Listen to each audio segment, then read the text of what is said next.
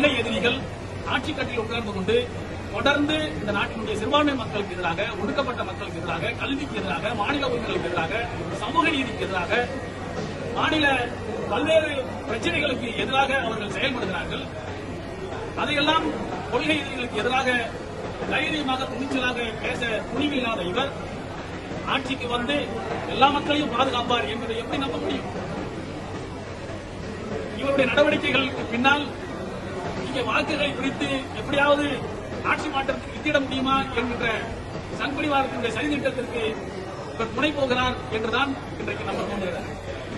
அவருக்கு வைக்கிறது பாதுகாப்பு, பாசிசமா பாயாசமா என்கின்ற நக்கல்கள், நையாண்டிகள், நேற்று வரைக்கும் ஜோசப் விஜய் என்று கண்டித்துக் கொண்டிருந்த மத ரீதியாக அவரை விமர்சனம் செய்த எச் ராஜா போன்றவர்கள் இன்றைக்கு நடிகர் விஜயை கொண்டாடக்கூடிய அவருடைய அந்த கரூர் சம்பவத்தில் 41 உயிர்கள் பலி கொடுக்கப்பட்ட அந்த நிகழ்வில் விஜயை பாதுகாப்பதற்கான அனைத்து நடவடிக்கைகளும், சிபிஐ விசாரணைக்கு உத்தரவிட்டு அவரை பாதுகாப்பதற்கான நடவடிக்கைகள், பல்வேறு அரசுகளுடைய உயர் அதிகாரிகள் ராஜினாமா செய்துவிட்டு விஜய் கட்சியில் இணைவது, இப்படியாக பல்வேறு நடவடிக்கைகள் இன்றைக்கு பாஜக RSS பின்னணியில் இருந்து விஜயை தமிழ்நாட்டில் இயக்கிக் கொண்டிருக்கிறது என்பதுதான் இதெல்லாம் வெளிப்படுத்திக் கொண்டிருக்கிறது. இதை மக்கள் நன்றாக உணர்ந்து கொண்டிருக்கிறார்கள். இன்னும் இந்த செய்திகளை கொண்டு போய் சேர்க்கக்கூடிய வேலைகளில் மக்கள் இறங்குவார்கள். நாங்களும் அந்த களத்தில் இருப்போம். நிச்சயமாக